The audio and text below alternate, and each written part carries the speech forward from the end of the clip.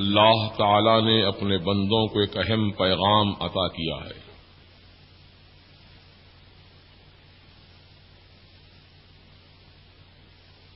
وہ اہم پیغام یہ ہے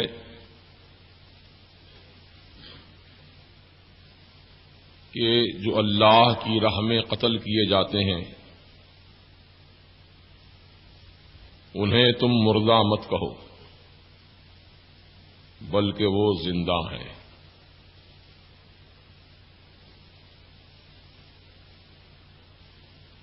یہ فرمان رب العالمین کا ہے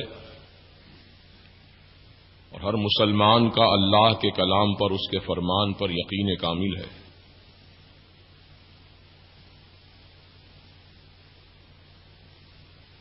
شہدائے کرام یعنی خدا کی راہ میں جان دینے والے، وہ سب کے سب زندہ ہیں۔ ان کی زندگی ایسی پاکیزہ اور لطیف زندگی ہے کہ ہماری عقل، ہماری ناقص آنکھیں ان کی زندگی کو نہ دیکھ سکتی ہیں نہ سمجھ سکتی ہیں، کیونکہ ہمیں اتنا شعور ہی نہیں ہے۔ یہ بات جو رب نے فرمائی قرآن میں وہ ہماری عقل اور شعور سے بہت آگے ہے۔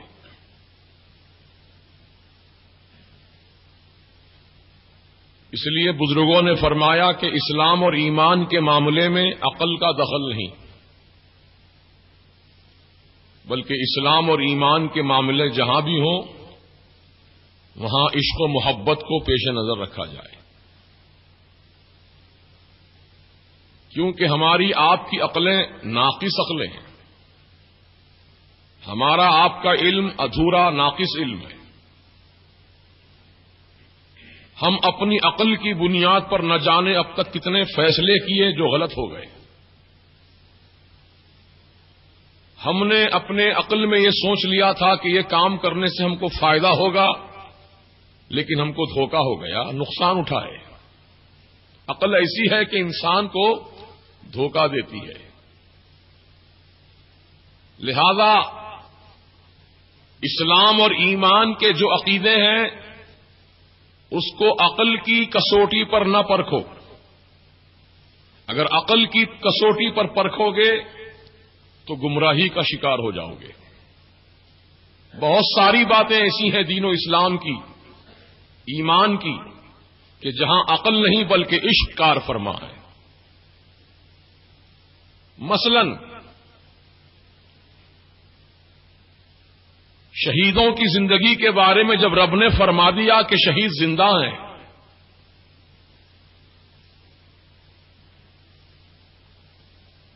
تو پھر سوال یہ پیدا ہوا، اور یہ سوال عقل نے پیدا کیا، جب وہ زندہ ہیں تو پھر نظر کیوں نہیں آتے؟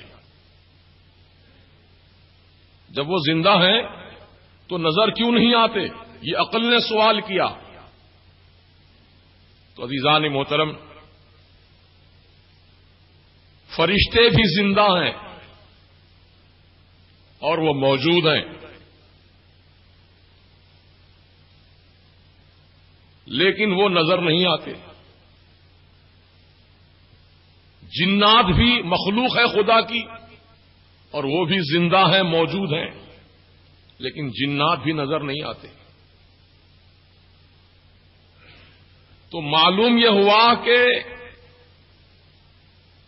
کچھ حقیقتیں ایسی ہیں جس کو ہم سب مانتے ہیں کہ بے شک ہے، فرشتے ہیں، جنات ہیں، ہوا ہے، لیکن نظر نہیں آتی۔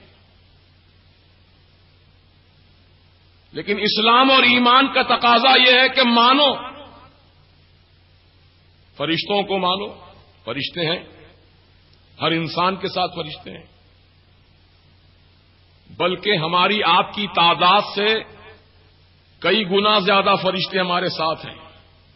حدیث شریف میں آیا ہے ہر بالغ آدمی کے ساتھ 62 فرشتے ہوتے ہیں اور نابالغ بچوں کے ساتھ 60 فرشتے ہوتے ہیں. وہ مختلف کاموں پر مامور ہیں. کچھ فرشتے وہ ہیں جو نیکیوں کی ترغیب دلاتے ہیں. کچھ فرشتے وہ ہیں جو شیطان کے مکر اور فریب سے ہم کو بچاتے ہیں. کچھ فرشتے وہ ہیں جو ہماری حفاظت کا فریضہ انجام دیتے ہیں. اور کچھ فرشتے وہ ہیں جو ہمارے نامہ اعمال کو تحریر کر رہے ہیں، جن کو کرامن کاتبین کہتے ہیں. وہ ہر ایک کے ساتھ ہیں، میرے ساتھ بھی ہیں، آپ کے ساتھ بھی ہیں، سب کے ساتھ ہیں. وہ کافر ہے تو بھی اس کے ساتھ ہے، مومن ہے تو بھی اس کے ساتھ ہے، منافق کے بھی ساتھ ہے، یہودی کے بھی ساتھ ہے، نصرانی کے بھی ساتھ ہے. سب انسانوں کے ساتھ ہیں فرشتے، لیکن نظر نہیں آتے. اب اگر کوئی یہ کہے کہ صاحب جو چیز نظر آئے میں اسی کو مانوں گا اور جو نظر نہ آئے اسے نہیں مانوں گا، تو پھر فرشتوں کو آپ مانتے ہیں کہ فرشتے ہیں لیکن نظر نہیں آتے، لیکن پھر بھی آپ مانتے ہیں. تو اسی پر محمول کرتے ہوئے یہ بات میں کہنا چاہتا ہوں کہ شہیدوں کی زندگی بھی ہے، وہ زندگی ہے، وہ زندہ ہے.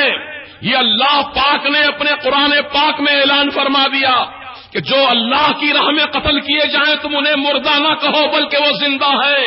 وہ زندہ ہے، وہ زندہ ہے، لیکن ہمیں نظر نہیں آتے ہیں لیکن زندہ ہے. عزیزان محترم، جب کوئی چیز لطیف ہو جاتی ہے تو لطافت کا عالم یہ ہوتا ہے کہ ہماری کثیف آنکھیں لطیف چیز کا نظارہ نہیں کر سکتی. ہوا لطیف ہے، ہوا کو ہم نہیں دیکھ سکتے، لیکن یہی ہوا جب کثافت کا لباس پہن لیتی ہے تو نظر آ جاتی ہے. مثلاً گرد و غبار اڑ رہا ہو، گرد و غبار ہوا میں مل کر اڑ رہا ہو، تو گرد و غبار کا ہوا نے جب لباس پہن لیا تو وہ ہوا ہم کو نظر آنے لگی.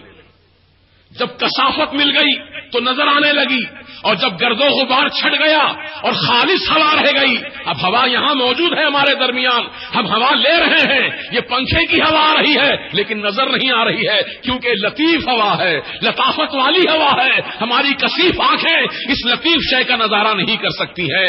تو بلا تشبیہ بلا تمثیل سمجھو، شہدائے کرام بھی جو اپنی زندگی کو خدا کی راہ میں قربان کر دیتے ہیں، اللہ تبارک و تعالیٰ انہیں لطافت عطا فرماتا ہے، پاکیزگی عطا فرماتا ہے، نظافت عطا فرماتا ہے، حیات جاویدانی عطا فرماتا ہے.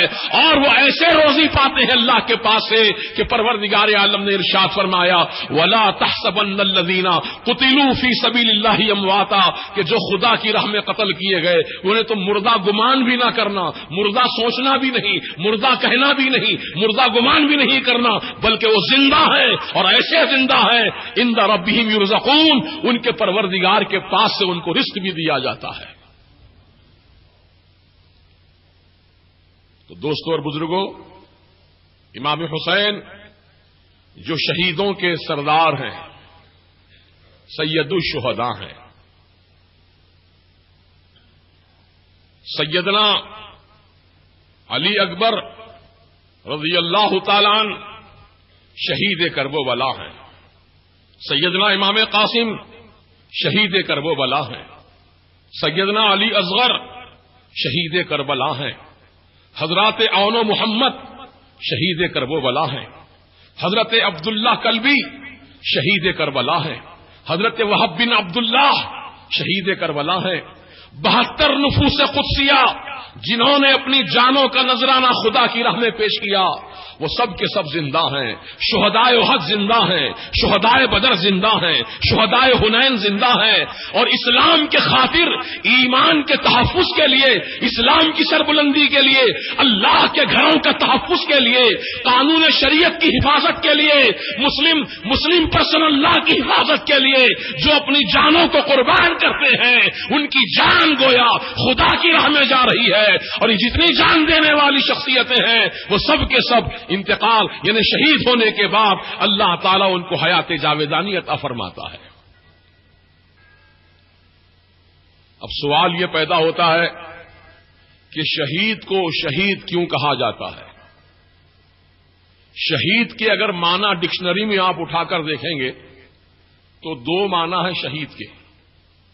ایک معنی ہے شہید کے جو حاضر ہے موجود ہے اس کو عربی زبان میں شہید کہا جاتا ہے، اور دوسرے معنی شہید کے آتے ہیں گواہی دینے والے کے۔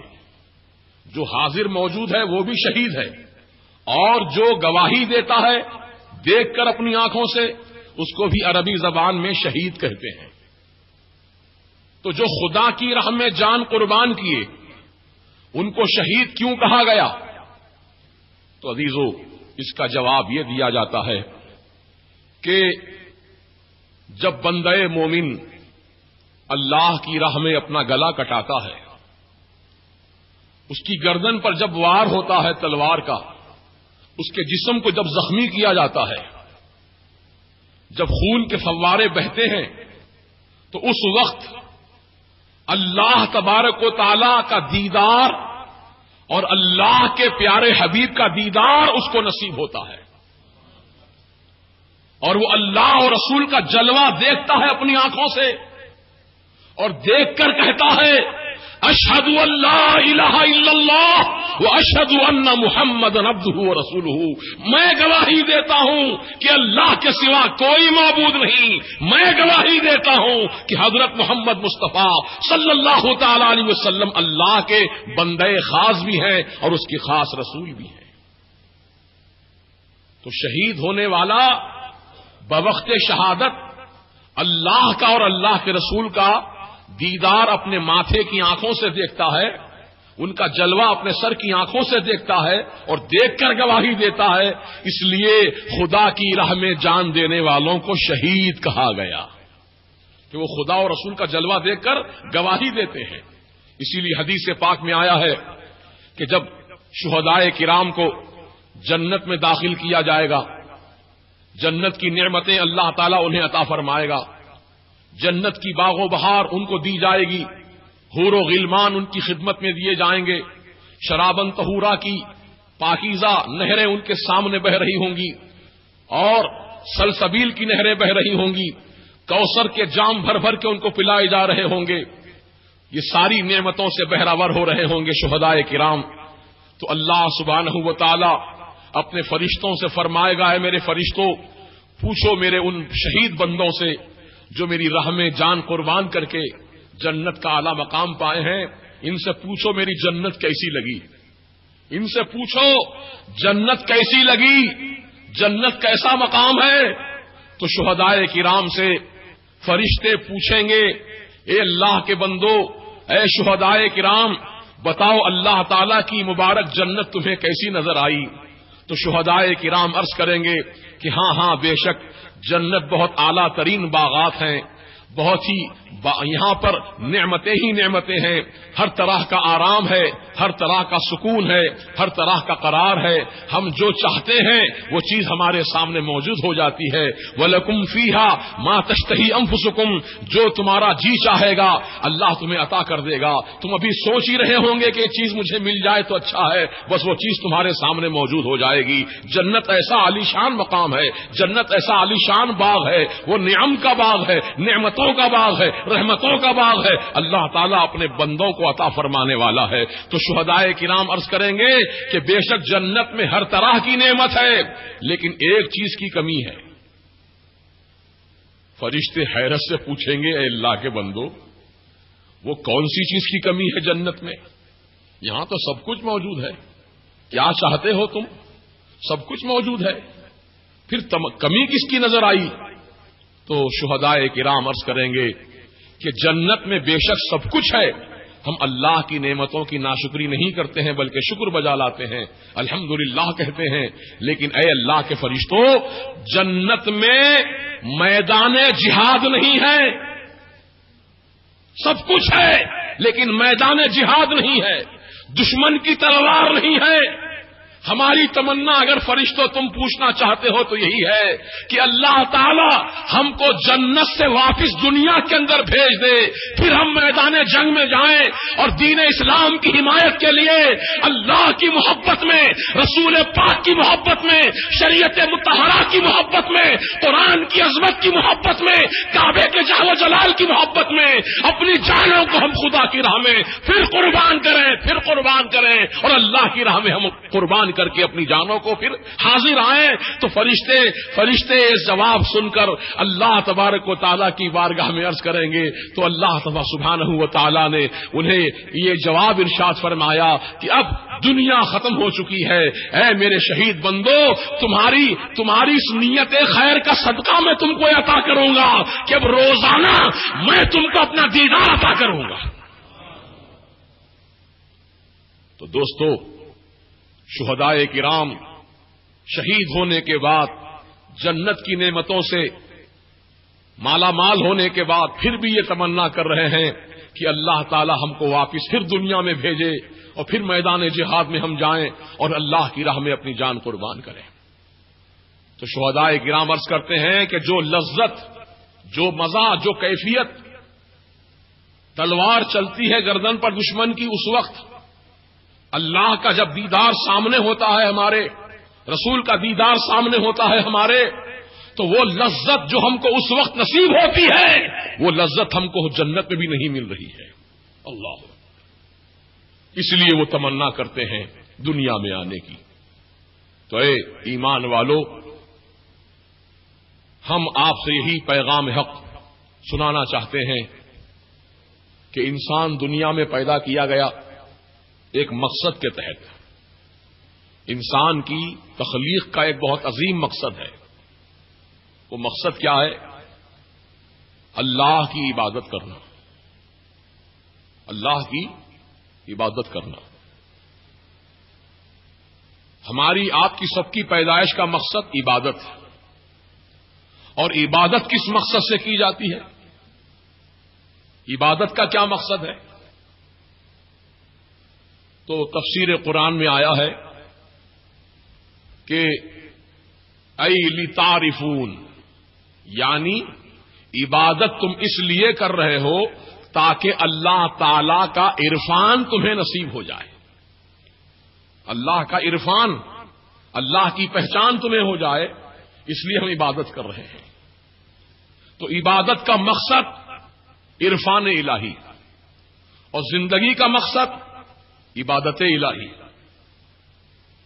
اور امام حسین علی مقام رضی اللہ تعالی عنہ نے اسی مقصد عظیم کے تحت، اسی مقصد کو پانے کے لیے، اسی کامیابی کا نشان پانے کے لیے نہ صرف اپنی جان بلکہ اپنے پورے کنبے کی جانوں کو آپ نے خدا کی راہ میں پیش فرما دیا۔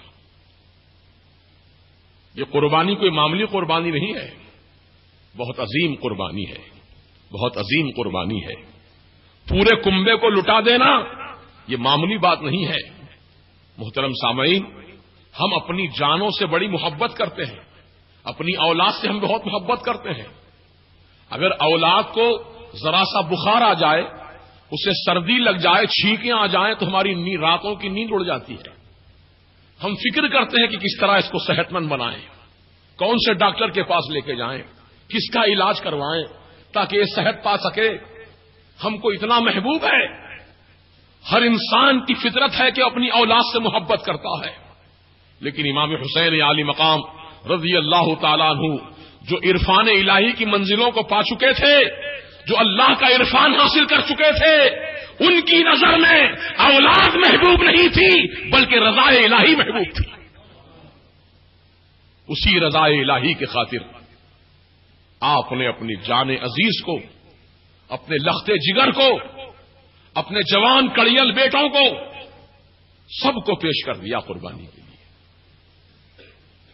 تو ہم ان مبارک ہستیوں کی ان عظیم الشان بے مثال قربانیوں کو ہم یاد رکھیں، ہمیشہ یاد رکھیں، اور آپ بھی اس بات کی کوشش کریں، اس بات کی جد و جہد کریں کہ ہم اسلام کے لیے اسلام کی سربلندی کے لیے، قانون شریعت کی حفاظت کے لیے، اللہ کے مقدس گھروں کی تقدس اور اس کی عظمت کو بحال رکھنے کے لیے اگر وقت آ جائے تو ہم بھی اسی طرح اپنے اسلاف کی طرح، اپنے اکابر بزرگوں کی طرح، نواسۂ رسول کی طرح، سبط پیغمبر کی طرح ہم بھی اپنی جانوں کا نذرانہ خدا کی راہ میں پیش کریں۔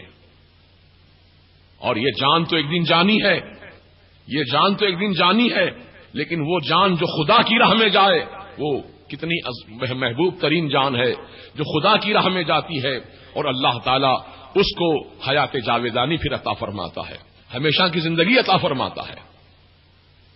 تو دوستو اور بزرگوں، آج محرم کی 10 تاریخ گزر گئی تو ساری دنیا نے، ساری دنیا کے انسانوں نے، چاہے ان کا تعلق کسی بھی رنگ و نسل سے ہو، کسی بھی مذہب و علاقے سے ہو، ان سب انسانوں نے، جو واقعی انسان ہے اس انسان نے غم حسین میں اپنی آنکھ سے آنسو بہائے ہیں، ان کو دل کی گہرائیوں سے یاد کیا ہے کہ کیا عظیم ہستی ہے امام حسین کی، کہ جو دنیا کو قربان کر رہے ہیں، اپنے وطن کو قربان کر رہے ہیں، اپنی مال و دولت کو قربان کر رہے ہیں، اپنی جان عزیز کو قربان کر رہے ہیں۔ یہ ساری قربانیاں، حالانکہ ان قربانیوں کو گزرے ہوئے تقریباً 1350 سال کا عرصہ بیت گیا، اور 1350 سال کا زمانہ کوئی معمولی زمانہ نہیں ہے، بہت طویل زمانہ ہے، بہت لمبا زمانہ ہے، لیکن اتنا طویل زمانہ گزرنے کے بعد بھی امام حسین کے چاہنے والے لاکھوں کروڑوں اربوں کی تعداد میں ہیں۔ یہ آپ کی حقانیت کی دلیل ہے، اور عزیزو کیوں نہ ہو، کیونکہ ان سے محبت کرنا ہی ہمارے لیے ضروری قرار دیا گیا ہے، اور قرآن کریم کے اندر اللہ تعالیٰ نے اہل بیت اطہار سے محبت کرنے کا ہمیں حکم دیا ہے۔ ارشاد ربانی ہے، قل لا اسألکم علیہ اجرا الا المودۃ فی القربا، اے میرے حبیب تم فرماؤ میں تم سے دنیا کی اجرت نہیں مانگتا ہوں، میں نے تم کو جو دین اسلام پہنچایا، قرآن عظیم کی دولت تمہارے حوالے کی، اسلام کی تعلیمات میں نے تمہارے حوالے کی، تو میں اس کے عوض میں تم سے دنیا کی دولت نہیں مانگتا ہوں۔ ہاں اگر میں کوئی چیز تم سے مانگتا ہوں تو بس اہل بیت اطہار کی محبت مانگتا ہوں، میرے قرابت داروں کی محبت مانگتا ہوں۔ تو عزیزان محترم، تو ان سے محبت کرنا ایمان کی جان ہے، ان سے محبت کرنا ایمان کی روح ہے، ان سے محبت کرنا اصل ایمان ہے، لہذا ہم اپنی محبت کا ہمیشہ ثبوت دیتے رہیں۔ اب محبت کے کئی طریقے ہیں، محبت کے کئی انداز ہیں، جلسہ کرنا بھی محبت کا ثبوت ہے، اور ان کے نام سے شربت بنا کر پیاسوں کو پلانا بھی محبت کا ثبوت ہے، اور ان کے نام سے کھچڑا بنا کر غریبوں، فقیروں، محتاجوں کو عام خاص لنگر تقسیم کرنا بھی محبت کا ثبوت ہے، اور قرآن خوانی کرنا بھی محبت کا ثبوت ہے، نوافل پڑھ کر اس کا ثواب پہنچانا بھی محبت کا ثبوت ہے۔ یقیناً یہ سارے کام جائز ہیں، ان کو آپ بلا خوف خطر آپ ان کاموں کو انجام دیتے رہیں۔ اگر کوئی بھی بدبخت امام حسین کا دشمن آپ سے کہتا ہو کہ شربت نہ بناؤ، کھچڑا نہ بناؤ، یہ تبرکات نہ بناؤ، یہ سب اصل چیز نہیں ہے، بلکہ امام حسین کی یاد ہی مت مناؤ، کیونکہ ان کی یاد بنانا بھی کہیں لکھا ہوا نہیں ہے، ایسی باتیں جو آپ کے سامنے کہتے ہیں سمجھ لو وہ دشمن حسین ہے، وہ باغی حسین ہے، وہ غدار حسین ہے، اور وفادار حسین کی علامت یہ ہوتی ہے، حسین کے چاہنے والے کی پہچان یہ ہوتی ہے کہ امام حسین کو یاد بھی کرتا ہے، ان کے نام سے ایصال ثواب بھی کرتا ہے، ان کے نام سے تبرکات بھی تقسیم کرتا ہے۔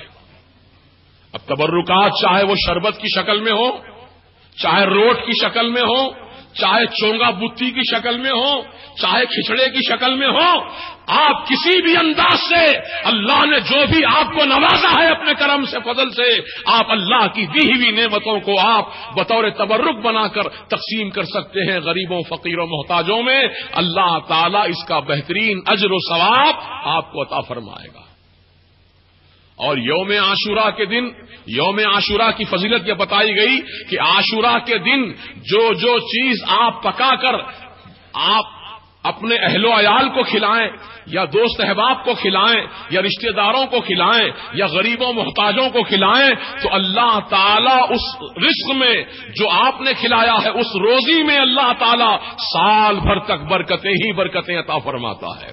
سبحان اللہ سبحان اللہ. تو ہم آپ سب یقیناً ایصال ثواب بھی کریں اور خوب کریں, ڈنکے کی چوٹ کریں. کسی سے ڈرنے کی ضرورت نہیں ہے. ہم کوئی ناجائز حرام کام نہیں کر رہے ہیں بلکہ الحمدللہ ہم اپنے بزرگوں کے طریقے پر عمل کر رہے ہیں. اور ہمارے آقا و مولا حضور سید عالم صلی اللہ تعالی علیہ وسلم نے خود ارشاد فرمایا ہے اطعموا الطعام اطعموا الطعام, تم لوگوں کو کھانا کھلایا کرو, بھوکوں کو کھانا کھلایا کرو, پیاسوں کو پانی پلایا کرو. صحابہ کرام نے تو اپنے جیب خاص سے پیسہ خرچ کر کے کنویں خرید کر کے مسلمانوں کے لیے وقف کر دیا تاکہ مسلمان اس کنویں کا میٹھا پانی پی کر جو ہے اپنی پیاس بجھاتے رہیں. اب عزیزان محترم الحمدللہ ہمارے پاس بھی یہ طریقہ ہے کہ ہم پانی بھی پلاتے ہیں, شربت بھی پلاتے ہیں اور تبرکات بھی جو ہے مختلف انداز سے پکا کر کھلاتے ہیں. تو مقصد یہی ہوتا ہے کہ اس کا ثواب پہنچا دیا جائے امام حسین علی مقام رضی اللہ عنہ کی روح اقدس کو اور تمام شہیدان کربلا کو.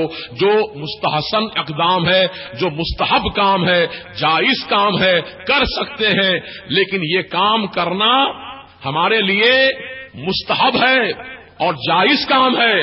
اور عزیزان محترم یقین جانیے جب آدمی کو کسی سے محبت ہوتی ہے تو اس کی محبت میں خرچ بھی کرتا ہے, اس کی محبت میں جلسہ بھی مناتا ہے, اس کی محبت میں اس کی یاد بھی مناتا ہے. یہ محبت کی دلیل ہوا کرتی ہے.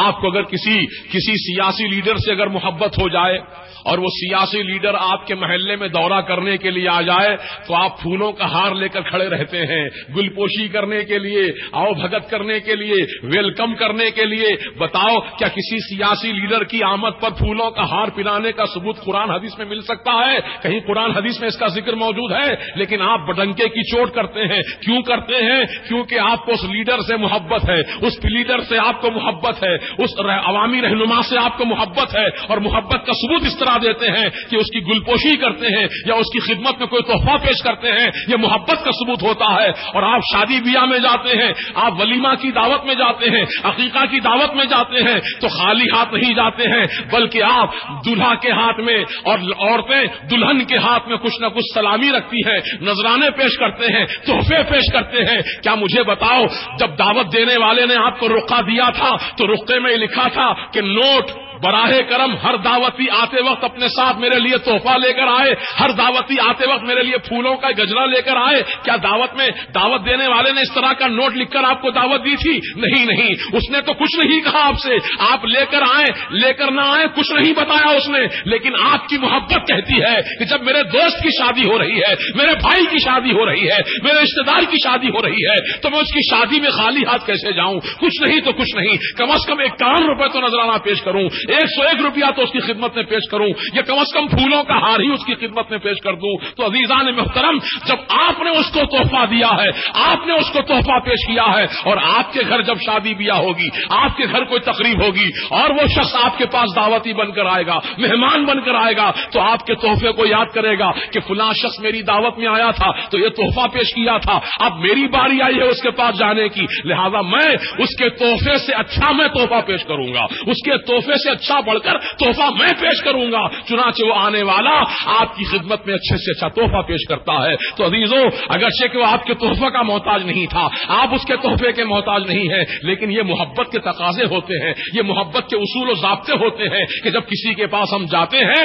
تو خالی ہاتھ نہ جائیں بلکہ کچھ نہ کچھ تحفہ لے کر جائیں. امام حسین بھی ہماری شربت کے محتاج نہیں ہے, ہمارے تبرکات کے محتاج نہیں ہے, یہ ہماری محبت ہے کہ حسین جب آپ نے اپنی جان کو قربان کیا ہے خدا کی راہ میں تو کیا آپ کی محبت میں کیا ہم کچھ پیسہ قربان نہیں کر سکتے؟ آپ کی محبت میں کیا ہم کچھ تبرکات پیش نہیں کر سکتے؟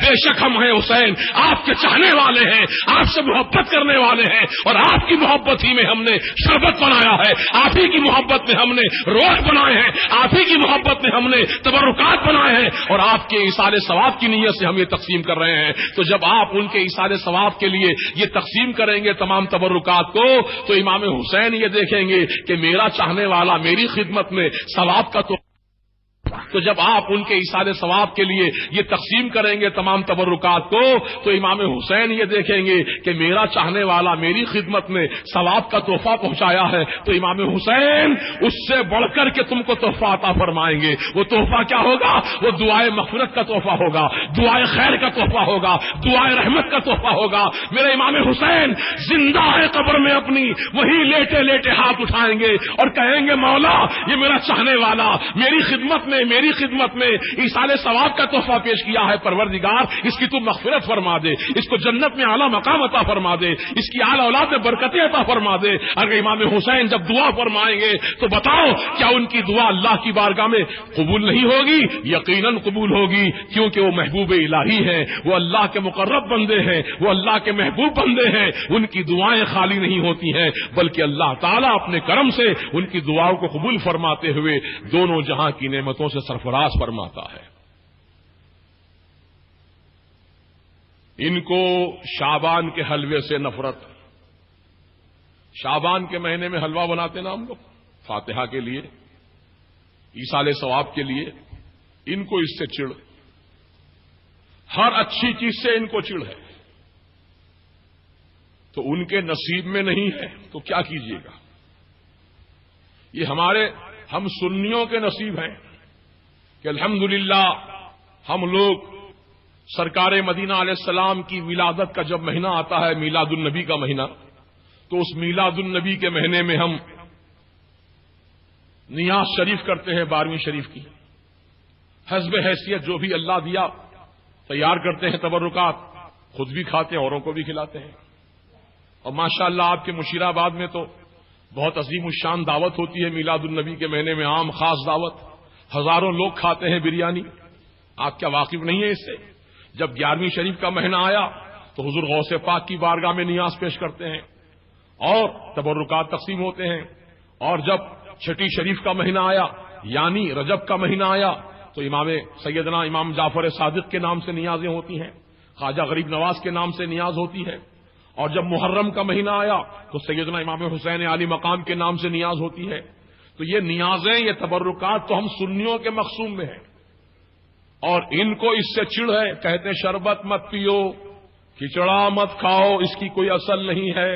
میں آپ سے پوچھنا چاہتا ہوں، انصاف کی بنیاد پہ بولیے، یہ بتائیے شربت بنتا کس چیز سے آخر؟ کیا شراب سیندی سب ملا کر مکس کر کے شربت بناتے ہیں؟ بولیے نہیں نا، شربت میں ساری کی ساری کھانے کی پاکیزہ چیزیں ہی ملائی جاتی ہیں۔ اب الگ الگ اگر وہ کھائیں، آپ الگ الگ کھائیں، اگر مثال کے طور پر آپ کو خواہش ہوئی دودھ پینے کی، آپ نے دودھ پی لیا، اور وہ مولوی صاحب جو شربت کے فتوے لگا رہے ہیں وہ آپ کو دودھ پیتا ہوا دیکھ کر ارے شرک ہے دودھ مت پیو، تو کیا اس کی بات مان لیں گے؟ آپ کہیں گے پاگل ہو گیا کیا، دودھ پینا شرک کیسے ہو جائے گا، دودھ پینا کیسے ناجائز ہوگا؟ اللہ تعالیٰ نے تو دودھ کی تعریف قرآن کریم میں کی ہے، اللہ نے قرآن میں دودھ کی تعریف فرمائی ہے کہ دودھ کتنا لذیذ ہوتا ہے جو تمہارے حلق سے آسانی سے نیچے اتر جاتا ہے۔ حالانکہ بنتا کیسے ہے وہ خون اور گوبر کے درمیان سے نکلتا ہے دودھ، لیکن اللہ کی شان دیکھیے کہ نہ اس میں گوبر کا ایک ٹکڑا ملتا ہے، نہ خون کا ایک چھیٹا اس میں رہتا ہے، بنتا اسی سے ہے لیکن اس سے پاک صاف رہتا ہے۔ اللہ نے دودھ کی بڑی تعریف قرآن کریم میں کی۔ تو ہم الحمدللہ اگر دودھ پی لیں، بغیر شکر کا دودھ پی لیں تو جائز ہے، اور اگر شکر ملا کے پئیں تو بولیے جائز ہے کہ ناجائز ہے؟ جائز ہے نا۔ اچھا اس میں اگر بادام پستہ بھی تھوڑا ملا دیں تو جائز، اس میں اگر ہم کوئی اور کھانے پینے کی چیز ملا دیں تو جائز۔ ہم جائز چیزوں کو تو ملا کر شربت بنا رہے ہیں، اس کا نام شربت۔ شربت کے لغوی معنی ہے پینے کی چیز، جو چیز پی جاتی ہے اس کو عربی زبان میں شربت کہتے ہیں۔ تو ہم یہ ساری چیزوں کو، دودھ کو، شکر کو، مغزیات کو ایک جگہ جمع کر کے تبرک بناتے ہیں اور سامنے رکھ کر کہتے ہیں قرآن کریم کی تلاوت کرتے ہیں اور اللہ سے عرض کرتے ہیں مولا ہم نے جو قرآن پڑھا ہے اور جو تبرک بنایا ہے اسے تو اپنے کرم سے قبول فرما لے، اور جو کچھ ثواب تو اپنے کرم سے ہم کو عطا فرمائے گا وہ ثواب ہماری طرف سے سرکار مدینہ کی روح اقدس کو پہنچا، آپ کے وسیلے سے تمام نبیوں کو پہنچا، رسولوں کو پہنچا، شہیدان بدر کو پہنچا، شہیدان احد کو پہنچا، شہدائے کرب و بلا کو پہنچا، تمام دنیا کے اولیاء اللہ کو پہنچا، جمیع مومنین مومنات کو پہنچا، مسلمین مسلمات کو پہنچا، تو یقین جانیے آپ جس کو ثواب پہنچانا چاہیں گے اور نیت کریں گے یا زبان سے کہیں گے اللہ تعالیٰ ان سب کو پورا ثواب عطا فرمائے گا۔ اللہ کے پاس ثواب کی کوئی کمی نہیں ہے، بہت عظیم ثواب ہے اللہ تعالیٰ کے پاس۔ چنانچہ ایک روایت سن لیجئے، سیدنا ابن حجر مکی علیہ رحمت و رضوان مکے شریف میں تھے، جنت المعلا کے قبرستان تشریف لے گئے جو مکے میں ہے، قبروں کی زیارت کی، کیونکہ جنت المعلا میں حضرت ام المومنین بی بی خدیجہ الکبریٰ رضی اللہ تعالی عنہا کا بھی مزار ہے، اور بہت سے صحابہ کے مزارات جنت المعلا میں موجود ہیں۔ تو سیدنا ابن حجر مکی علیہ رحمت و رضوان اس قبرستان میں تشریف لے گئے قبروں کی زیارت کرنے کے لیے۔ تو الگ الگ قبریں تھیں، سب جگہ جا کر زیارت فرماتے رہے، بہت تاخیر ہو گئی، یعنی سورج طلوع ہو گیا، یعنی فجر کی نماز پڑھ کر آپ گئے تھے اور سورج کافی بلند ہو گیا، اور سورج کی تمازت سے، سورج کی گرمی سے آپ پسینے میں شرابور ہو گئے۔ فاتحہ خوانی ایصال ثواب کرنے کے بعد آپ ایک درخت کے سائے میں آ کر بیٹھ گئے، درخت کی پیڑ کو ٹیک لگایا، آنکھ بند کی تو آنکھ لگ گئی۔ اللہ تعالیٰ نے آپ کو ایک منظر عالم رویا میں دکھایا، یعنی خواب میں منظر دیکھ رہے ہیں۔ کیا دیکھ رہے ہیں؟ کہ جنت المعلا کے جتنے بھی قبر والے ہیں وہ سب اپنی اپنی قبروں سے باہر نکل رہے ہیں، اور ان کے ہاتھوں میں بڑے بڑے تشت ہیں، بڑے بڑے طباق ہیں، اور وہ ایک دوسرے کو کچھ تقسیم کر رہے ہیں۔ تو ابن حجر مکی نے جب یہ منظر خواب میں دیکھا تو حیرت سے پوچھا، اے قبر والو کیا قیامت کا دن آ گیا جو تم قبروں سے اٹھائے جا رہے ہو؟ تو قبر والوں نے کہا نہیں، ابھی قیامت کا دن نہیں آیا ہے۔ کہا پھر تم قبروں سے نکل کر کیا کر رہے ہو؟ تو کہا ہمارے ایک مسلمان بھائی نے ایک مرتبہ سورہ اخلاص پڑھ کر، قل هو اللہ شریف کا سورہ پڑھ کر اس کا ثواب ہم کو پہنچایا تھا، 1 سال سے ہم ثواب تقسیم کر رہے ہیں، ایک دوسرے میں ہم ثواب تقسیم کر رہے ہیں، ابھی تک ختم نہیں ہونے پایا ہے۔ اللہ ایک مرتبہ سورہ اخلاص پڑھ کر ثواب اگر بخش دیا جاتا ہے تو اللہ تعالیٰ اتنا عظیم ثواب دیتا ہے کہ سال بھر تک بھی اس کو قبر والوں میں تقسیم کیا جاتا رہے تو وہ تقسیم ہوتا ہی رہتا ہے لیکن ختم نہیں ہوتا۔ اللہ کے پاس اتنا ثواب ہے، اللہ کے پاس کمی نہیں ہے کسی کی، کمی ہماری عقل میں ہے، کمی ہماری نظر میں ہے، کمی ہماری معلومات میں ہے، اور اسی کمی کی بنیاد پر لوگ غلط سلط فتوے سناتے رہتے ہیں اور عوام الناس کو گمراہ کرتے ہیں، جبکہ حقیقت یہ ہے کہ ایک مرتبہ آپ قرآن شریف کا ایک سورہ پڑھیں گے، یعنی سورہ فاتحہ پڑھیں گے، تو اللہ کے رسول علیہ السلام نے فرمایا ہے کہ سورہ فاتحہ کی ایک مرتبہ جو مسلمان تلاوت کرتا ہے اللہ سبحانہ و تعالی اسے 7 مرتبہ قرآن شریف پڑھنے کا ثواب عطا فرماتا ہے۔ 7 مرتبہ قرآن شریف پڑھنے کے لیے کتنا وقت چاہیے آپ کو، کتنا وقت چاہیے آپ کو، کتنی محنت چاہیے اس کے لیے، لیکن اللہ کا کرم دیکھو، اس کا ثواب کا صدقہ دیکھو کہ اللہ تعالیٰ ایک مرتبہ سورہ فاتحہ پڑھنے والے کو 7 قرآن کا ثواب بخشتا ہے، عطا فرماتا ہے۔ ہم سنی مسلمان اپنی عوام کو، اپنی قوم کو یہی درس دیتے ہیں کہ نماز بھی پڑھو، نیاز بھی کرو، نماز بھی پڑھو، نیاز بھی کرو، نماز اور نیاز دونوں چیزوں کو تھامے رکھو۔ ایسا نہ ہونے چاہیے کہ آپ نیاز تو پابندی سے کر رہے ہیں اور نماز چھوڑ دیے ہیں، تو ایسا نہیں ہونا، بلکہ پہلے نماز ادا کرو، پھر اللہ کے رسول کی بارگاہ میں، اللہ والوں کی بارگاہ میں، شہیدان کرام کی بارگاہ میں اپنی طرف سے نیاز پیش کرو، تو نیاز کے صدقے میں نماز قبول ہوگی اور نماز کے صدقے میں نیاز قبول ہوگی۔ اور جو شخص نماز کو تو پکڑ لیا لیکن نیاز کو چھوڑ دیا، اس کی نمازیں زمین و آسمان کے بیچ میں لٹکتی رہیں گی۔ یہ بھی مسئلہ ہے. نماز تو پڑھ رہا ہے پابندی سے لیکن نیاز نہیں کرتا تو اس کی نمازیں لٹکتی رہیں گی, منہ پر مار دی جائیں گی. اور جو بندہ مومن نماز بھی ادا کرتا ہے اور نیاز بھی ادا کرتا ہے, اللہ تعالیٰ اس کی نماز اور نیاز دونوں کو قبول فرماتا ہے نا. تو ہم کو چاہیے کہ نماز بھی پابندی سے ادا کریں اور نیاز بھی ہم کریں. اللہ توفیق دے, کیونکہ یہ محبت کی بات ہے, یہ محبت کی بات ہے. میں یہ نہیں کہہ رہا ہوں نیاز کرنا فرض ہے, نیاز کرنا واجب ہے, نیاز کرنا سنت موقدہ ہے, میں ایسی بات نہیں کہہ رہا ہوں. کرنا چاہیے کہہ رہا ہوں, یعنی کرنے میں ثواب ہے, کرنے میں فائدہ ہے. اور اگر نہ کریں تو آپ فائدے سے محروم رہیں گے. اور اگر انکار کریں گے, جیسے کہ کچھ لوگ انکار کر رہے ہیں, اگر آدمی کے پاس نیاز کرنے کی طاقت نہ ہو, پیسہ نہ ہو, تبرک لانے کی اس کے پاس گنجائش نہ ہو, وہ نیاز نہیں کر سکتا ہے, تو اس کو چاہیے کہ پریشان نہ ہو, ایک گلاس میں پینے کا پانی ہی بھر کر سامنے رکھ لے, ایک پینے کا گلاس کا پانی بھر کے سامنے رکھ لے اور اسی پر اللہ کا کلام پڑھ کر اولیاء اللہ کی بارگاہ میں نظر پیش کرے تو انشاءاللہ اس کا بھی ثواب اللہ آپ کو عطا فرمائے گا.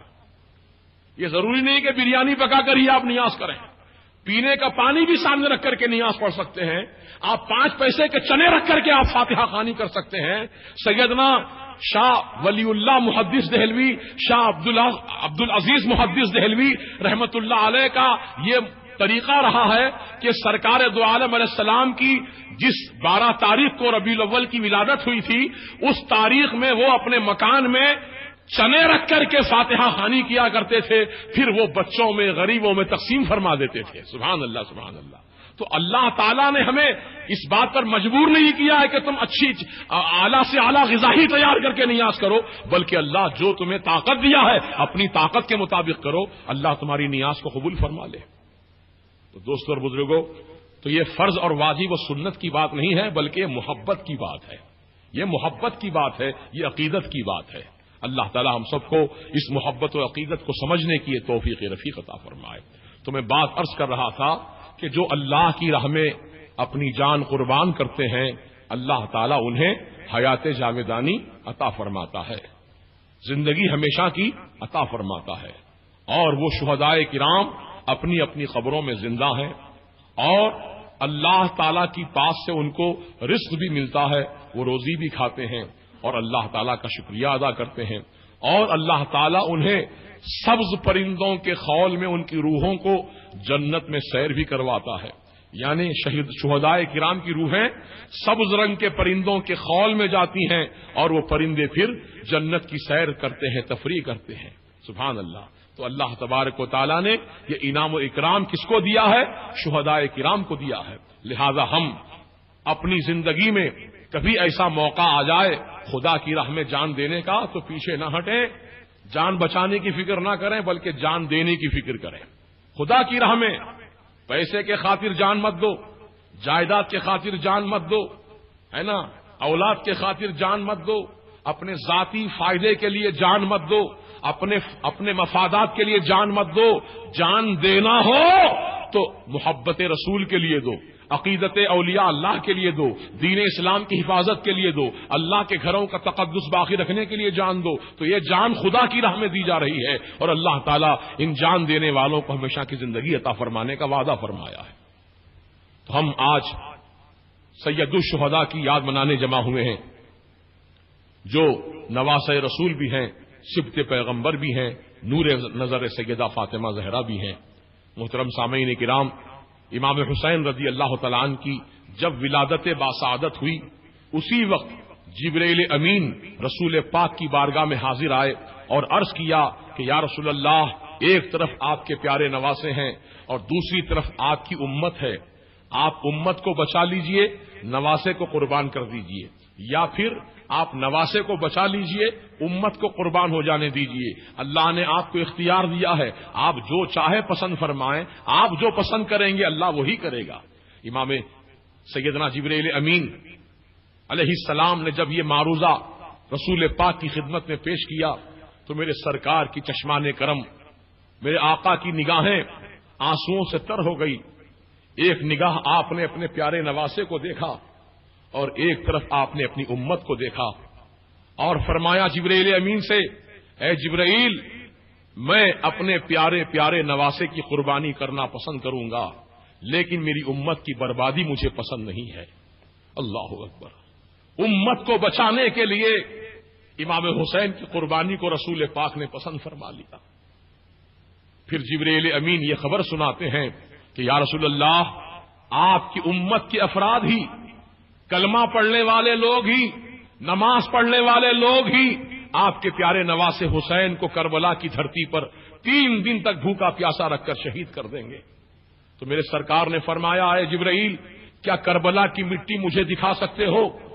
تو جبریل امین گئے اور کربلا کی مٹی لے کر آئے، رسول پاک کی خدمت میں پیش کیا۔ حضور نے اپنے دونوں ہاتھوں میں مٹی کو لیا اور اسے سونگھا اور سونگ کر فرمایا کہ بے شک اس مٹی ہی سے کرب اور بلا کی بو آ رہی ہے۔ کرب کے معنی سختی کے ہیں، بلا کے معنی مصیبت کے ہیں، یعنی مٹی ہی سختی اور بلا کی مٹی ہے۔ پھر آپ نے اس مٹی کو ایک شیشی کے اندر بند کر دیا اور وہ شیشی کو اپنی زوجہ سیدہ ام سلمہ رضی اللہ عنہا کے پاس محفوظ فرمایا اور ارشاد فرمایا کہ اے ام سلمہ، اس شیشی کو سنبھال کر رکھنا، اور جس دن یہ مٹی خون بن جائے گی سمجھ لینا میرا لاڈلا بیٹا حسین شہید کر دیا گیا۔ تو دوستو اور بزرگوں، سن 61 ہجری کو محرم کی 10 تاریخ تھی۔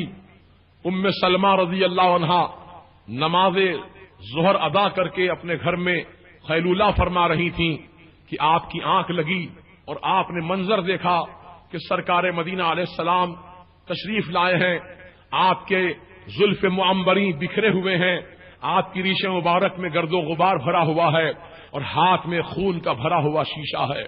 میرے سرکار کو جب اس حالت میں ام سلمہ نے دیکھا تو عرض کیا تڑپ کر، فدا کا ابی و امی یا رسول اللہ، میرے ماں اور میرے باپ آپ پر قربان ہو جائیں اللہ کے رسول، یہ آپ کی ریش مبارک میں گرد و غبار کیسے بھرا ہوا ہے، یہ آپ کے زلف معمبری کس طرح بکھرے ہوئے ہیں، حضور یہ آپ کی آنکھوں میں آنسو کیسے ہیں، حضور یہ آپ کی ہاتھ میں خون کا بھرا ہوا شیشہ کس کا ہے؟ تو میرے سرکار نے عرض فرمایا، اے ام سلمہ، کیا تمہیں نہیں معلوم میں آج کربلا کی دھرتی سے آ رہا ہوں، یہ خون جو تم دیکھ رہے ہو یہ میرے لاڈلے نواسے حسین کا خون ہے جو میں نے شیشے میں جمع کیا ہے، اور اے ام سلمہ، آج میرا لاڈلا بیٹا حسین شہید کر دیا گیا۔ تو جب سرکار مدینہ کو اپنے خواب میں دیکھا تو وہ بات یاد آئی سرکار کی کہ سرکار نے میرے پاس مٹی رکھوائی تھی اور فرمایا تھا کہ جس دن یہ مٹی خون بن جائے گی سمجھ لینا حسین شہید کیے گئے۔ آپ نیند سے بیدار ہوتے ہیں اور فوراً مٹی کو نکال کر دیکھتے شیشی کو تو واقعی وہ مٹی خون بن چکی تھی۔ آپ بھی زارو قطار رونے لگیں، انا للہ و انا الیہ راجعون پڑھنے لگیں۔ تو عزیزان محترم، عرض کرنے کا مقصود یہ ہے کہ امام حسین کی شہادت جو ہے وہ اچانک واقع نہیں ہوئی بلکہ اللہ تعالی کی مشیت، اس کی قدرت کے تحت ہوئی ہے، اور یہ ساری خبریں پہلے ہی سنا دی گئی ہیں۔ آدمی کو پہلے سے اگر جان جانے کا علم ہو جائے کہ میری جان یہاں پر جانے والی ہے تو آدمی وہاں جانے سے گھبراتا ہے، وہاں جانے سے بچتا ہے کہ میری جان یہاں جانے والی ہے۔ اور اگر کسی کو پتا نہ ہو جان جانے کا، چلتے چلتے اچانک حادثہ ہو گیا، ایکسیڈنٹ ہو گیا اور آدمی کا دیہانت ہو گیا، آدمی مر گیا، تو عزیزو یہ مرنا اور بات ہے اچانک، لیکن جان بوجھ کر موت کی آنکھوں میں آنکھیں ڈال کر مسکرانا یہ تو امام حسینی کا کام تھا۔ آپ جانتے ہوئے بھی کہ یہاں پر مجھ کو قتل کیا جائے گا، کربلا کی دھرتی پر مجھ کو میری نگاہوں کے سامنے جوان بیٹوں کو شہید کیا جائے گا، یہ سب کچھ علم رکھتے ہوئے بھی امام حسین کربلا کی دھرتی پہ جاتے ہیں اور اپنی جان کو اللہ کی راہ میں پیش کر دیتے ہیں۔ اے ایمان والو، کیسا جگر ہوگا امام حسین کا، کیسا صبر ہوگا امام حسین کا، کیسی ہمت و طاقت ہوگی امام حسین کی، کیوں نہ ہو میاں، وہ سیدنا مولا علی کے شہزادے ہیں۔ اور مولا علی کون ہے؟ مولا علی وہ ہیں کہ جن کی نگاہوں میں میرے سرکار نے لعاب دہن لگایا تھا، تو سیدنا علی کے بازوؤں میں ایسی طاقت آ گئی تھی کہ آپ نے خیبر کے قلعے کے دروازے کو ایک ہاتھ سے اکھاڑ کر پھینک دیا تھا۔ آپ جانتے ہیں قلعے کا دروازہ کتنا مضبوط ہوتا ہے، کتنا بلند و بالا ہوتا ہے، اور خیبر کا قلعہ کا دروازہ اتنا مضبوط تھا کہ 100 نوجوان مل کر اس کو کھولتے اور بند کرتے تھے، 100 نوجوان مل کر دروازہ کھولتے بند کرتے تھے۔ اکھاڑنے کی بات آئے تو پتہ نہیں کتنے ہزار نوجوانوں کی ضرورت پڑ جائے، لیکن سیدنا مولا علی کی وہ شان ہے کہ جن کی نگاہوں میں لعاب مصطفیٰ لگ چکا تھا، میرے سرکار سیدنا مولا علی جاتے ہیں اور ہاتھ سے پکڑ کر، ایک ہاتھ سے پکڑ کر خیبر کے قلعے کے دروازے کو اکھاڑ کر پھینک دیتے ہیں۔ یہ ان کی اولاد ہے امام حسین رضی اللہ تعالیٰ عنہ. ان کے بازوؤں میں بھی ویسی طاقت تھی, ان کے سینے میں بھی ویسی ہمت تھی, اور اسی ہمت کا تو یہ تقاضا تھا کہ آپ جانتے بوجھتے کہ مجھ کو یہاں شہید ہونا ہے, پھر بھی آپ تشریف لے جا رہے ہیں. آج ہم اس امام حسین کی بارگاہ میں خراج عقیدت پیش کرنے کے لیے آئے ہیں. جو امام بھوکے پیاسے رہ کر ہر عبادت کو انجام دیتے ہوئے, نمازوں کو ادا کرتے ہوئے, روزہ رکھتے ہوئے, تلاوت کرتے ہوئے, سارے فرائض کو انجام دیتے ہوئے آپ نے قربانی پیش کی ہے. چنانچہ روایات میں آیا ہے کہ محرم کی 10 تاریخ کی صبح فجر کی نماز ادا کرنے کے بعد امام حسین رضی اللہ عنہ قرآن کی تلاوت کرنے کے لیے بیٹھ گئے تو تلاوت کرتے کرتے آپ کی آنکھ لگ گئی, کیونکہ رات بھر کے جاگے ہوئے تھے, رات بھر تہجد آپ نے ادا کی تھی, اور پھر صبح فجر کی نماز پڑھ کر تلاوت قرآن میں مصروف ہو گئے. تو تلاوت کرتے کرتے اچانک آپ کی آنکھ بند ہو گئی, اور سرکار مدینہ علیہ السلام آپ کے خواب میں جلوہ فرما ہوئے اور اپنے لاڈلے شہزادے حسین کی پیشانی کو بوسہ دینے لگے اور فرمانے لگے, حسین اب امتحان کا وقت قریب آ گیا ہے, بیٹے حسین صبر و شکر کا دامن تھامے رکھنا, ایثار و قربانی پیش کرنا, اور اللہ کی راہ میں اپنی جان عزیز کو قربان کرنا. اور بیٹا حسین اللہ کی جو مرضی ہے اس مرضی پر راضی رہنا اور ہمیشہ اللہ کا شکر ادا کرنا. سرکار مدینہ نے اپنے فرزند دلبند کو یہ وصیت فرمائی عالم رویا میں. امام حسین کی جب آنکھ کھلی تو آپ نے اپنے خیمے والوں کو, اپنے گھر کی عورتوں کے سامنے خواب بیان کیا کہ ابھی ابھی میں نے خواب دیکھا ہے. تو سیدہ زینب نے بھی اپنا خواب بیان کیا کہ اے بھائی حسین, میں بھی ابھی فجر کی نماز پڑھ کر ذکر میں مصروف تھی کہ میری بھی آنکھ لگ گئی, تو کیا دیکھتی ہوں کہ ایک سفید چادر اوڑھی ہوئی مقدس خاتون ہے جو کربلا کی سرزمین کو اپنے ہاتھوں سے صاف کر رہی ہیں, کربلا کے کنکروں کو چن رہی ہیں. تو میں نے حیرت سے پوچھا کہ اے بی بی آپ کون ہیں جو کربلا کی زمین کو صاف کر رہی ہیں, کنکریوں کو چن رہی ہیں؟ تو اس مقدس خاتون نے مجھ کو للکار کر کہا, بیٹی زینب کیا تو نہیں جانتی میں تیری ماں فاطمہ ہوں؟ آج کیا نہیں معلوم تجھے میرا لاڈلا حسین شہید کیا جانے والا ہے, میرے بچے کے جسم میں کوئی کنکر نہ چبھ جائے اس لیے میں کربلا کی زمین کو صاف کر رہی ہوں. اللہ اکبر. جب سیدہ زینب نے یہ خواب بیان کیا تو پورے خیمے میں ایک کوہرام مچ گیا, سب کی نگاہوں سے آنسو بہنے لگے اور سب جان گئے کہ امام حسین کا آخری وقت آ چکا ہے اور شہادت گاہ میں پہنچنے والے ہیں, اب شہید ہونے والے ہیں. اللہ اکبر. جب سارے کے سارے لوگ رونے لگے تو میرے امام حسین نے صبر کی تعلیم دی اور فرمایا صبر کرو, اللہ کی مرضی پر راضی رہو, اور میرے شہید ہونے کے بعد ماتم نہ کرنا, میرے شہید ہو جانے کے بعد سینہ کو بھی نہ کرنا, میرے شہید ہو جانے کے بعد بالوں کو نہ کھولنا, میرے شہید ہو جانے کے بعد ہائے وائے نہ کرنا, بلکہ اللہ کی مرضی پر راضی رہنا اور ہر حال میں اللہ تعالیٰ کا شکریہ ادا کرنا. امام حسین رضی اللہ تعالیٰ عنہ یہ سب کو وصیت فرماتے ہیں. کیسی وصیت, پیاری وصیت ہے. اور ہمارے آپ کے پاس اگر کوئی حادثہ ہو جائے تو ہم زبان سے نہ جانے کیا کیا بک دیتے ہیں, شکوے شکایتیں کرتے ہیں اللہ سے, کہتے ہیں اللہ کیا میرا ہی بچہ ملا تھا اٹھانے کے لیے؟ معاذ اللہ, ایسا کہنا خدا کی بارگاہ میں توہین ہے. یاد رکھو ایمان والو, اولاد, مال, جان جو بھی ہے یہ سب اللہ کی امانت ہے. کس کی امانت ہے؟ اللہ کی امانت ہے. وہ جب تک چاہا رکھا اور جب چاہا اپنی امانت کو واپس لے لیا. ان تؤدوا الامانات الی اہلھا, اللہ نے قرآن میں فرمایا ہے کہ جب جس کی امانت ہو, جب امانت والا اپنی امانت مانگے تو اس کی امانت دے دو, امانت حوالے کر دو اس کی. تو اولاد, جان, مال, سب کچھ یہ اللہ کی امانت ہے. اور جب وہ مانگے کہ لا میری امانت پیش کرو تو ہم کو بلا کسی شکایت اور گلے کے اس کی امانت اس کے حوالے کر دینی چاہیے. اور اس عالم میں, اس مصیبت کے وقت میں جو اللہ کی تعریف کرتے ہیں، اللہ کی حمد و ثنا بیان کرتے ہیں، اللہ تعالیٰ کے فرشتے جا کر اللہ کی بارگاہ میں گواہی دیتے ہیں کہ مولا تیرے بندے کے بچے کی روح ہم نے قبض کر لی اور وہ بندہ تیری تعریف کر رہا تھا۔ اے اللہ ہم نے تیرے بندے کی بیوی کی روح قبض کر لی، وہ بندہ تیری تعریف کر رہا تھا۔ ہم نے تیرے بندے کی اولاد کو ختم کر دیا لیکن اس حال میں بھی تیرا بندہ تیری تعریف کر رہا تھا۔ تو اللہ پاک فرشتوں سے فرماتا ہے مصیبت کے وقت میں، رنج و غم کے وقت میں جو میری تعریف کرتا ہے، اے فرشتوں اس کے لیے میں جنت میں بیت الحمد بناتا ہوں، بیت الحمد عطا کرتا ہوں، تعریف کا گھر، اور وہ گھر ایسا عالی شان گھر ہوگا، ایسا عالی شان محل ہوگا کہ اس کی دیواریں سونے چاندی کی تو ہوں گی لیکن ایسی لطیف دیواریں ہوں گی کہ جیسے آئینے میں سے آر پار نظر آتا ہے ایسے ہی محل کا منظر باہر سے نظر آئے گا، ایسی لطیف اس کی دیواریں ہوں گی، وہ حمد کا گھر ہوگا۔ اللہ تعالیٰ مصیبت کے وقت میں تعریف کرنے والوں کو وہ محل عطا فرمائے گا۔ لہذا کوئی رنج و غم آئے ہمارے پاس تو گلا شکوا نہ کریں اللہ کی بارگاہ میں، بلکہ اس وقت میں بھی اللہ کی تعریف کریں، اللہ کی حمد و ثنا بیان کریں اور اللہ کی مرضی پر راضی رہتے ہوئے اللہ کا شکر ادا کریں۔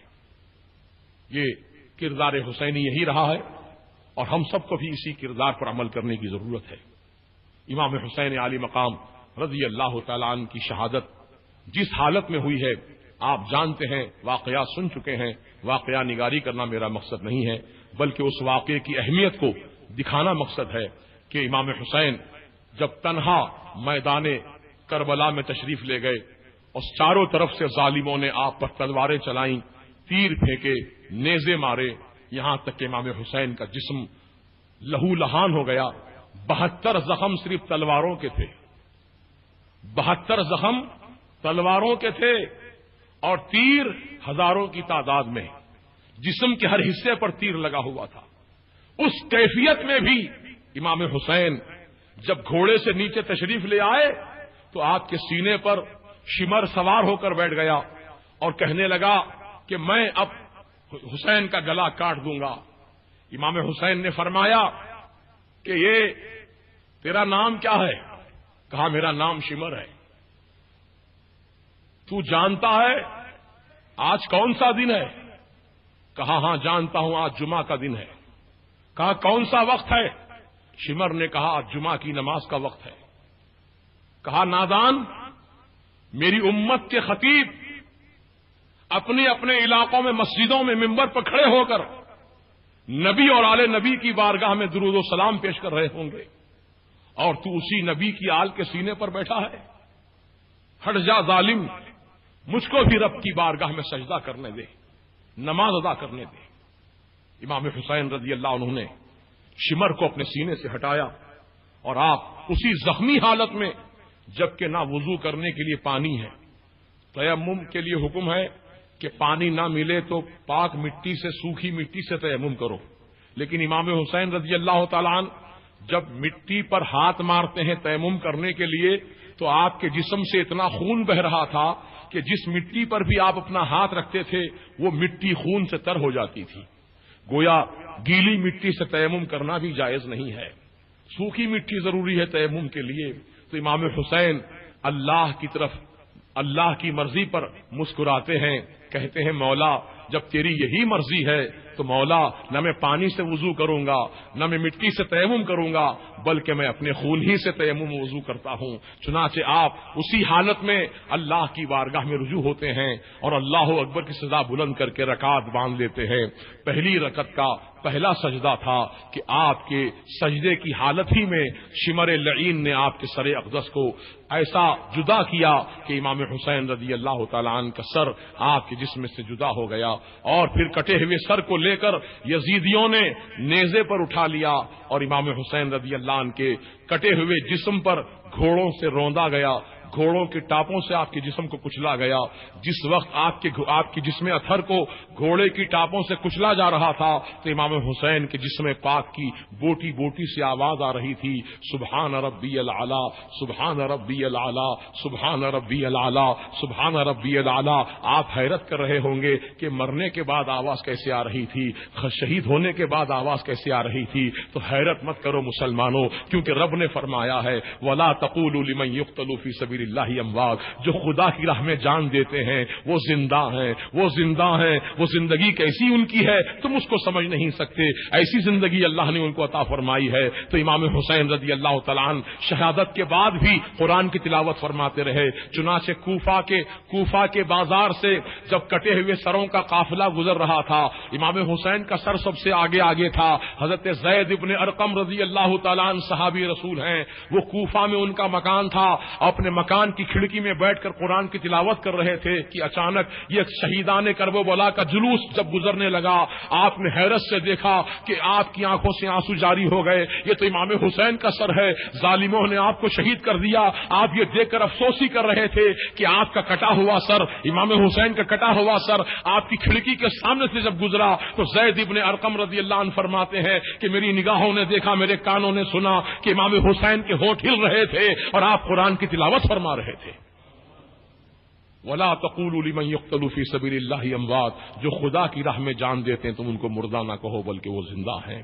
اللہ تبارک و تعالی امام حسین رضی اللہ تعالیٰ عنہ کی تربت پر انوار پر اور مزید نور و تجلیات کو نازل فرمائے, اور آپ کے صدقے میں مولا تعالی ہم غلامان محمد رسول اللہ صلی اللہ تعالی علیہ وسلم کو بھی نور کا صدقہ عطا فرما دے, ایمان کی سلامتی عطا فرما دے, محبت و عقیدت محبت کی سلامتی عطا فرما دے.